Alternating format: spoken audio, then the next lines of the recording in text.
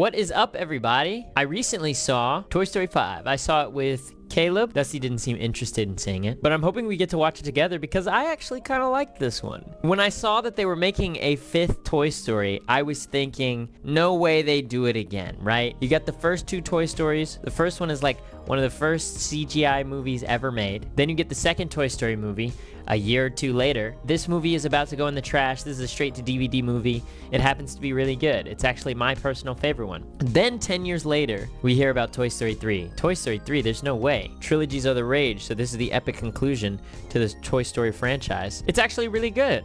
It's got a really good antagonist. It's got a lot to say about growing up. It's got a lot to say about the existentialism of toys. What does a toy do when your kid is growing up and going away, and what happened? It just had me thinking about a lot of cool stuff, and it was great. The time that it came out was perfect for me as well. What was that, 2015 or? Oh, never mind, 2010. I would have been 8.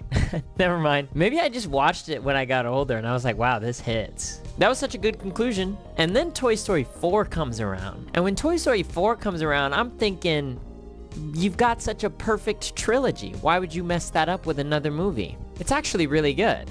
I really liked it. They all moved to Bonnie's house, and because she's a little girl, she doesn't really give a crud about the cowboy doll. Woody goes from being the leader of the room to being like a dust collecting whatever, and then he ends up going on an adventure out in the real world, which was cool. It was cool to see what happened to Lost Toys. I really like the dynamic with Gabby, and then she gets her voice box and it doesn't even end up mattering. I thought that was cool as well. It was a good movie. And then Toy Story 5. I'm like, okay, we might be going a little far, especially because the reputation of Pixar lately, for me personally, has not been great. As a matter of fact, I saw Hoppers recently, and I'll talk about that in a second, but I wasn't feeling it. It's just Pixar has been letting me down. So when I heard Toy Story 5, I was like, no way.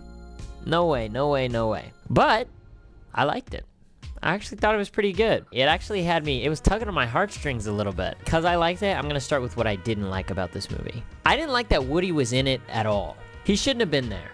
Like, the whole bit with the last movie was that Woody went off to run with the circus or whatever, and he shouldn't have come back. But Jesse's like stressed out or whatever, and so she just calls him up on the walkie-talkie, and then he pulls up in a poncho. But he doesn't do anything in the movie. He's just there to be there. I think he's there because, in my opinion, they wrote the script for this movie, and some exec comes up and is like, where's Woody? You gotta have Woody in the movie. Why isn't Woody here? And so they put him in. But I don't think he should have been here because he had nothing to do. And they just had Buzz and Woody bickering, but it wasn't even real. It felt really forced because they were bickering about like being the deputy, which just doesn't make sense for Woody's character because, again, he's moved on. He's grown as a toy, you know? He doesn't care about the dynamic of the room. In theory, he shouldn't. He's just here to help Jesse. But that's not what ends up happening. They end up arguing over who's deputy or whatever. What else did I not like? I thought the buzzes were cute, but it was a little bit like distracting to what was going on. The movie opens with one of these buzzes washed up on an island. It's similar to the Wild Robot, where it's like you've got the washed up object, and then it comes to life and is trying to figure out where civilization is or whatever. And they unify with all these other buzzes. They're like, oh, we got to get to Star Command. So they start following the North Star. But I think because it has to share screen time with Woody, it just ends up being a lot. It's like they've got Woody and they're trying to balance the fact that Woody's in the movie, and they're trying to balance that with the fact that they've got all of these buzzes, and it wasn't totally working for me. But it had a bit of a cute payoff, so it was cool. Those were the big things I didn't like about this movie. I liked pretty much everything else. I really enjoyed that the movie was about Jessie. She's got this whole thing with like, I don't want to be abandoned again. From Toy Story 2, she was like worried about being abandoned, and that's why she was cool with going up for auction. And then Woody put her on to play. And then it was like, oh, this iPad's coming to take me away, and the iPad was distracting Bonnie or whatever, and all of that. Another thing I liked about it, I liked that the iPad, it wasn't just like, oh, iPad bad. Unlimited screen time is bad, but there was like more nuance to it than that, which I thought was cool. It was heartwarming, you know? Jessie ends up trying to get Bonnie to find friends, and the iPad is trying to help her find friends, but the iPad's doing it with social media. The social media is causing her friends to judge her for playing with toys, so she doesn't want to play with toys anymore, and she's feeling all sad and stuff. And Jessie's like, no, I gotta find you an actual friend. And she goes to her childhood home and finds this kid. She's got a a computer. She's got a tablet or whatever. She plays. She has fun. You know, she's like a farm girl, so she has fun. So Jesse's like, oh, wait, they can be friends. Maybe the iPad can help them connect. It's just about connecting with the right people and not the wrong people. You know, I thought that was cute. I felt emotions in the theater. I really liked the old technology. I liked that they showed a lot of different types of technology. It wasn't just the iPad. It was like this camera and these toys and whatever. Also, these guys, the way that they work makes no sense to me, because they like link up together and now it's a full-blown phone, essentially. It can connect to social media and take photos, obviously, and this is a GPS thing, so it's like a cell phone. But how do you type anything? That's what had me tripping out. They were sending messages. How do you type anything on this thing? This thing doesn't type. That doesn't make any sense. But I didn't care. I was enjoying it. I really didn't like that Woody was in it. I didn't like that Woody was in it at all. It is the lowest ranked Toy Story movie, unsurprisingly. Here's the thing about Toy Story, right? And I'm gonna get to this more when I talk about Hoppers. Despite its flaws, it still felt like a Pixar movie. For me, Pixar is about like, it's fun and it's heartwarming. You know, even at its worst, it's still got that. With the exception of The Good Dinosaur, which didn't really do anything for me. Like, I think about Cars 2, that movie is not good. On like a technical level, it's not good. But everyone was obviously having fun in the booth. The animation's great. The concept's goofy. I love the soundtrack. Down, down, down, down. And it makes me feel something. It makes me feel something, you know? That's what I think of when I think of Pixar. And Toy Story 5 hits that stride for me. I didn't think they could do it anymore, but they did, at least with that. I gave it 4 stars and a like, and that brings me to Hoppers. This movie, it's not bad, but it doesn't feel like Pixar. I mean, even looking at it, right? It looks more like Big Hero 6. Do you guys remember Big Hero 6? I love Big Hero 6, just to be clear. But Big Hero 6 is a Disney movie. It's not a Pixar movie, it's a Disney movie, okay? This is a Pixar movie, and Pixar is supposed to have sort of its own flavor to it, its own vibe to it, that this movie just doesn't really have. Visually speaking, it's very pretty. I like the environments, I like the characters, good depth. I like the idea of animals secretly having a whole hierarchical society. I thought that was cool. They've got these snakes in there that are awesome. They've got this development guy in here. What I don't like about this movie is it has no subtlety at all. When I was giving my review for I Love Boosters, I said that I appreciated that it was very in your face, as opposed to trying to be super subtle when it didn't have to be. This movie's the exact opposite. It's really just trying to nail this idea of like, it's not even capitalism bad or industry bad. It's like this weird centrist take where it's like, the plot of Hoppers is you've got this developer who's trying to build a highway. He's trying to build a highway through this other character's childhood grove, and she doesn't want it to happen. So she's on a heavy activism vibe. She's trying to figure out how they can get it avoided. Oh, if animals live there, if the beavers are there, then legally they can't do it, whatever.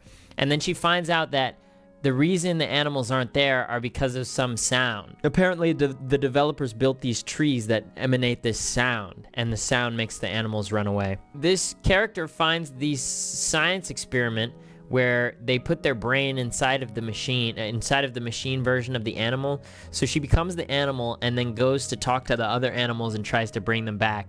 And then she discovers the trees that emanate the sound and tears them down or whatever. So then she like goes to the council of animals and is like, oh, we have to defeat the humans, or the humans are gonna take our whatever.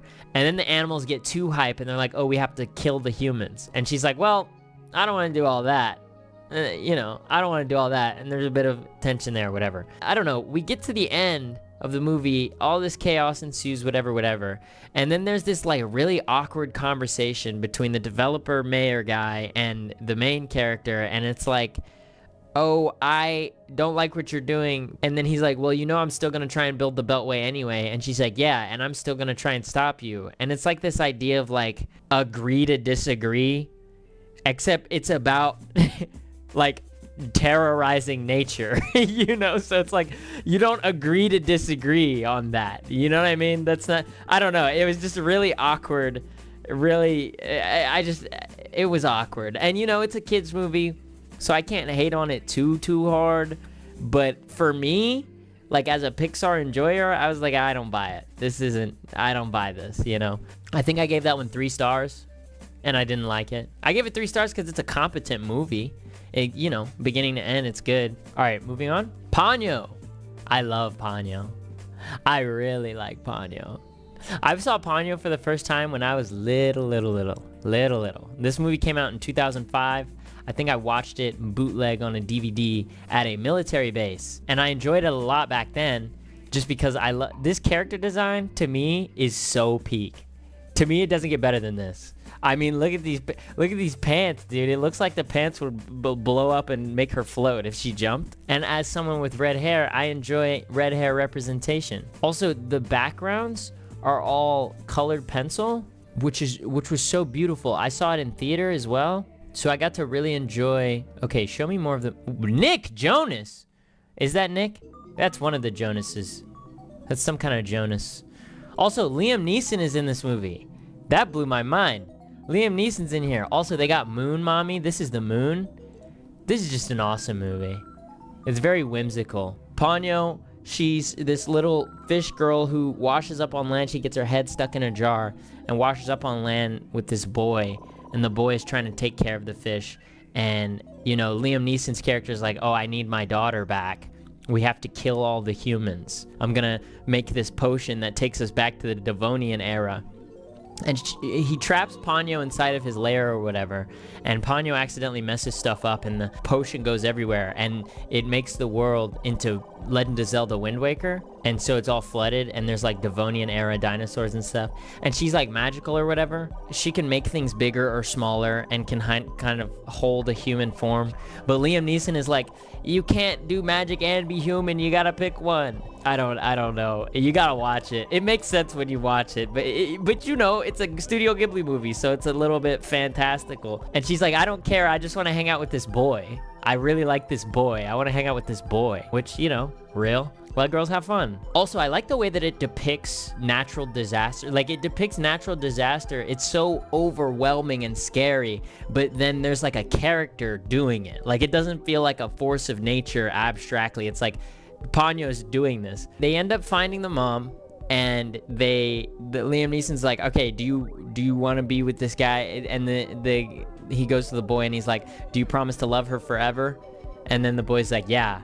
And then it's like a happy ending or whatever. Now, me as an adult, I'm a little cynical. I'm like, hey, you're like 12 years old. You can't, you know what I mean? There's no way that you know how you're gonna feel later. Is this not Little Mermaid? I mean, it kind of is Little Mermaid, but it's Little Mermaid Japan, so it's better. It's a beautiful movie. This is a really beautiful movie. I enjoyed it a lot. It warmed my cold little heart. Needless to say, I gave that 5 stars on Letterboxd. Ghibli movies are always nice to relax with. I agree. Ponyo has a special place in my heart because it's the first Ghibli movie I've ever seen. So when I saw that it was playing in theaters, I was like, we gotta go. One more movie and then we can get on to Deltarune. Supergirl!